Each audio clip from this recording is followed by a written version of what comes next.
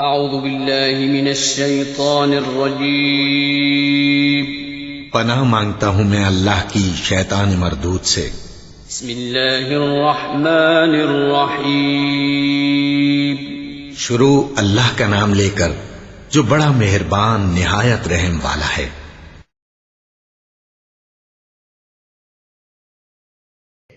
قل اعوذ برب الفلق من شر ما خلق ومن شر غاسق اذا وقب ومن شر النفاثات في العقد ومن شر حاسد اذا حسد۔ کہو میں پناہ مانگتا ہوں صبح کے رب کی ہر اس چیز کے شر سے جو اس نے پیدا کی ہے، اور رات کی تاریکی کے شر سے جبکہ وہ چھا جائے،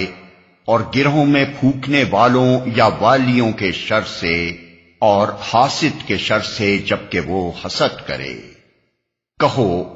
چونکہ قل یعنی کہو کا لفظ اس پیغام کا ایک حصہ ہے جو تبلیغ رسالت کے لیے نبی صلی اللہ علیہ وسلم پر بذریعہ وحی نازل ہوا ہے، اس لیے اگرچہ اس ارشاد کے اولین مخاطب تو رسول اللہ صلی اللہ علیہ وسلم ہی ہیں، مگر آپ کے بعد ہر مومن بھی اس کا مخاطب ہے۔ پناہ مانگتا ہوں،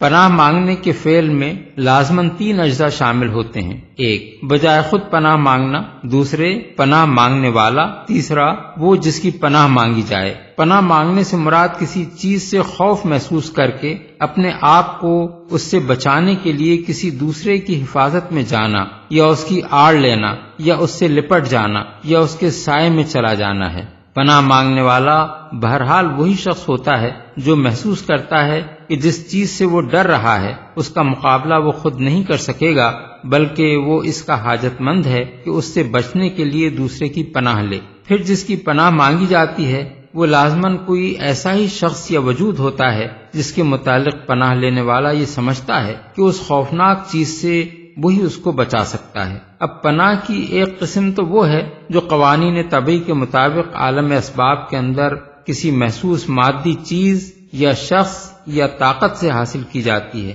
مثلا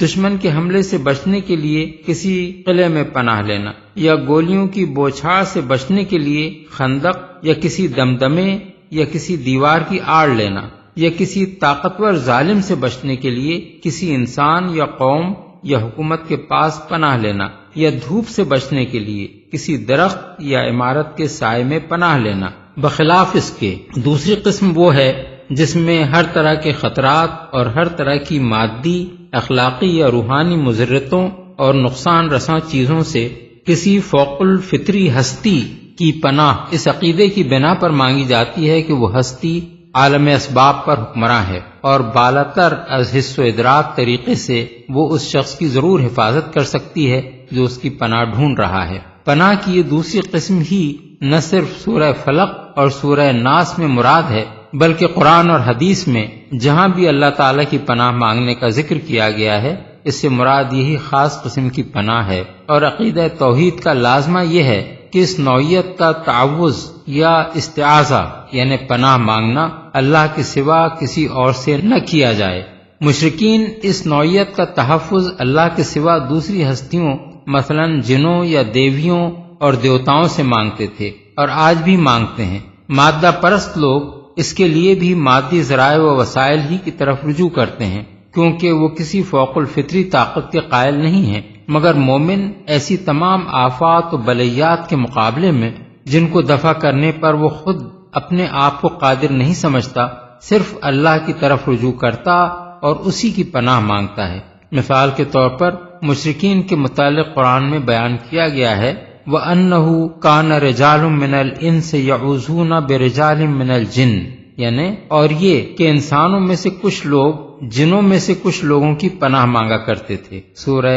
الجن آیت 6۔ اور اس کی تشریح کرتے ہوئے ہم نے سورہ جن میں حضرت عبداللہ بن عباس کی یہ روایت نقل کر چکے ہیں کہ مشرکین عرب کو جب رات کسی سنسان وادی میں گزارنی پڑتی تو تو وہ پکار کر کہتے ہم اس وادی کے رب کی یعنی اس جن کی جو اس وادی پر حکمراں ہے یا اس وادی کا مالک ہے پناہ مانگتے ہیں۔ بخلاف اس کے فرعون کے متعلق فرمایا گیا ہے کہ حضرت موسیٰ کی پیش کردہ عظیم نشانیوں کو دیکھ کر فتولا برکنہ یعنی وہ اپنے بلبوتے پر اکڑ گیا، سورہ الذاریات آیت 39۔ لیکن خدا پرستوں کا رویہ قرآن میں یہ بتایا گیا ہے کہ جس چیز کا بھی وہ خوف محسوس کرتے ہیں، خواہ وہ مادی ہو یا اخلاقی یا روحانی، اس کے شر سے بچنے کے لیے وہ خدا کی پناہ مانگتے ہیں۔ چنانچہ حضرت مریم کے متعلق بیان ہوا ہے کہ جب اچانک تنہائی میں خدا کا فرشتہ ایک مرد کی شکل میں ان کے سامنے آیا، جبکہ وہ نہ جانتی تھیں کہ یہ فرشتہ ہے، تو انہوں نے کہا اعوذ بالرحمن منک ان کنت تقیا، یعنی اگر تو خدا سے ڈرنے والا آدمی ہے تو میں تجھ سے خدا رحمان کی پناہ مانگتی ہوں، سورہ مریم آیت 18۔ حضرت نوح نے جب اللہ تعالیٰ سے ایک بیجا دعا کی اور جواب میں اللہ کی طرف سے ان پر ڈانٹ پڑی تو انہوں نے فوراً عرض کیا رب انی اعوذ بک ان اسألک ما لیس لی بہ علم، یعنی میرے رب میں تیری پناہ مانگتا ہوں اس بات سے کہ میں تجھ سے ایسی چیز کی درخواست کروں جس کا مجھے علم نہیں ہے، سورہ ہود آیت 47۔ حضرت موسیٰ نے جب بنی اسرائیل کو گائے ذبح کرنے کا حکم دیا اور انہوں نے کہا کہ آپ ہم سے مذاق کرتے ہیں، تو انہوں نے جواب میں فرمایا اعوذ باللہ ان اکون من الجاہلین، یعنی میں خدا کی پناہ مانگتا ہوں اس بات سے کہ جاہلوں کی سی باتیں کروں، سورہ البقرہ آیت 67۔ یہی شان ان تمام تعوذات کی ہے جو رسول اللہ صلی اللہ علیہ وسلم سے کتب حدیث میں منقول ہوئے ہیں۔ مثال کے طور پر حضور کی حسب ذیل دعاؤں کو ملاحظہ کیجیے۔ ان عائشہ ان النبی صلی اللہ علیہ وسلم کان یقول فی دعائہ اللہم انی اعوذ بک من شر ما عملت ومن شر ما لم اعمل، بروایت مسلم۔ یعنی حضرت عائشہ سے روایت ہے کہ نبی صلی اللہ علیہ وسلم اپنی دعاؤں میں یہ فرمایا کرتے تھے کہ خدایا میں تیری پناہ مانگتا ہوں ان کاموں کے شر سے جو میں نے کیے اور ان کاموں کے شر سے جو میں نے نہیں کیے، یعنی اگر میں نے کوئی غلط کام کیا ہے تو اس کے برے نتیجے سے پناہ مانگتا ہوں، اور اگر کوئی کام جو کرنا چاہیے تھا میں نے نہیں کیا تو اس کے نقصان سے بھی پناہ مانگتا ہوں، یا اس بات سے پناہ مانگتا ہوں کہ جو کام نہ کرنا چاہیے وہ میں کبھی کر گزروں۔